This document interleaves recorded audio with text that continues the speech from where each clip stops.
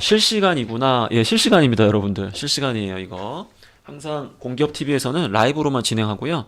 그다음 유튜브에 제가 찍어놓은 영상도 사실은 편집을 안 하기 때문에 그냥 뭐 실시간까지는 아니더라도 그냥 생 느낌이에요, 항상. 그쵸?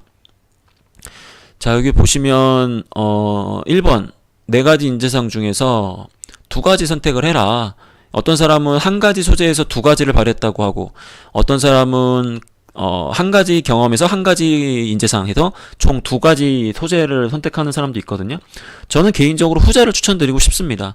한 가지 경험에서 이렇게 복합적으로 다양한 인재상이 발휘되는 것은 실질적으로 저는 쉽지 않다라고 생각을 해요. 근데 그건 이제 여러분들의 편의에 의해서 또 그렇게 작성하실 수는 있다. 예, 그러다 보니까 너무 이제 그런 것들을 걱정하실 필요는 없는데, 여기 보시면 통섭형 인재 뭐 어쩌고저쩌고 나와 있는데, 제가 봤을 때 인재상을 보면 이 기업가형 인재 있잖아요.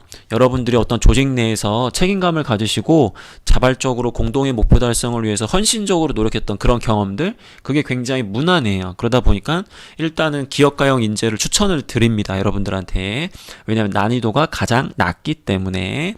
그 다음에 이제 통섭형 인재, 도전적 인재, 가치창조형 인재인데, 보통 공공기관 하면 도전이라는 게 중요하냐 이렇게 할 수 있는데, 한전처럼 시장형 공기업, 특히 또 해외 사업을 또 진행해야 되는 그런 공기업 같은 경우에는 도전이라는 키워드 역시 중요하게 여기다 보니까 뭐 이런 걸 요구합니다.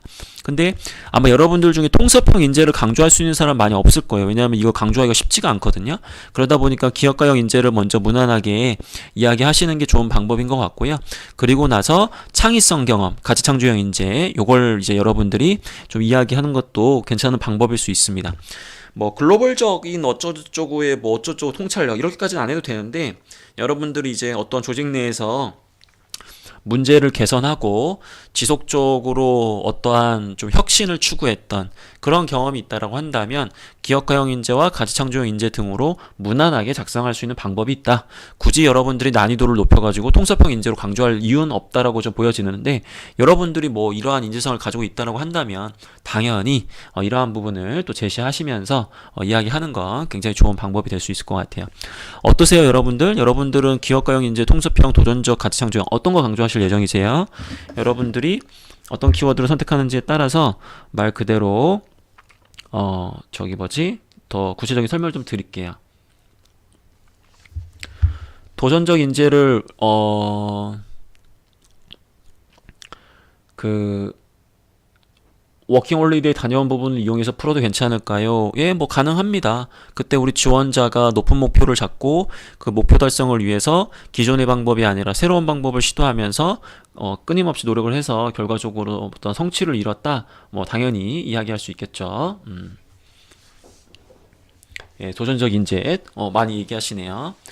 팀 프로젝트 경험을 통한 통섭형 인재. 이거 만만치 않은데, 어쨌든 좋습니다. 이 통섭형 인재 만만치 않은 역량인데, 요거를 선택했다고 하신 거 보니까 이종 간에 나와 다른 분야에 대한 뭐 그러한 관심도. 근데 이거는 중요한 거는 융합적 사고를 바탕으로 멀티 스페셜리티로 뭐 오케스트라 지휘자 같이 조교 어쩌고저쩌고 해라.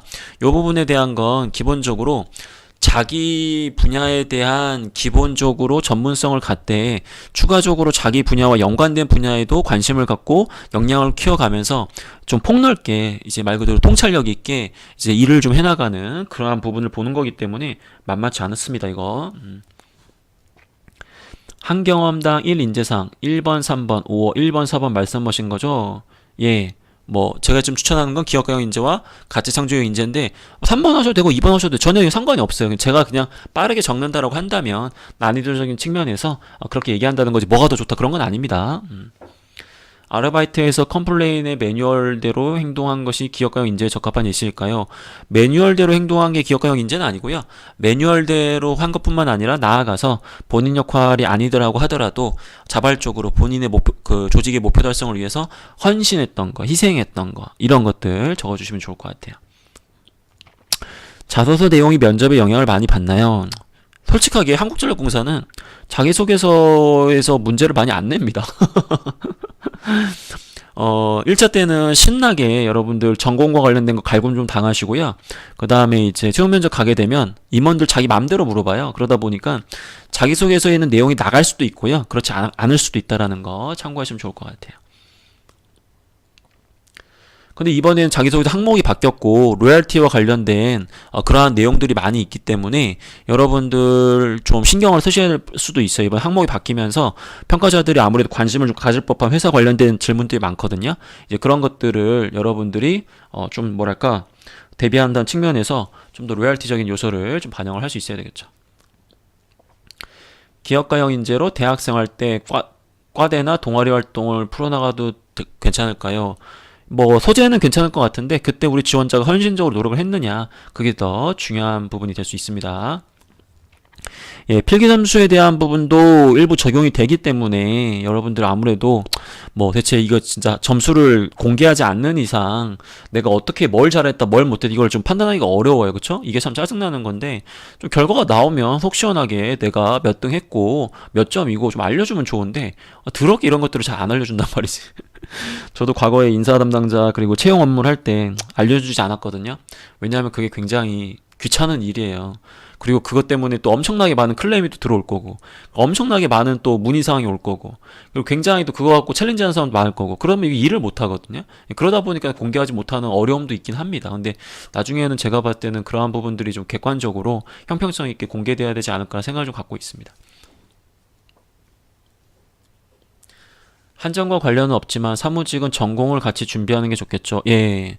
전공 준비 안 하면 아까 지금 방금도 저희 제자 중에 지금 코레일 발표가 났나 보네요. 뭐 최종 합격했다고 몇 명 연락이 왔던데 코레일처럼 전공 필기를 안 보잖아요. 그러면 천하제일 필기 대회가 되잖아요. 그쵸?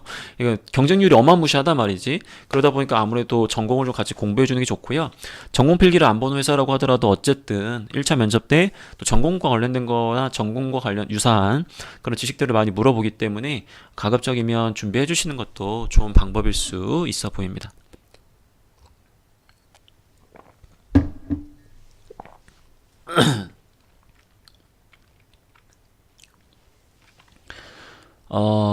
대학교 과제로 기업을 분석하고 해외에서 어떠한 전략을 쓰는 게 매출에 긍정적인지 보고서를 쓴 적이 있는데 가치 창조형 인재로 써도 되느냐.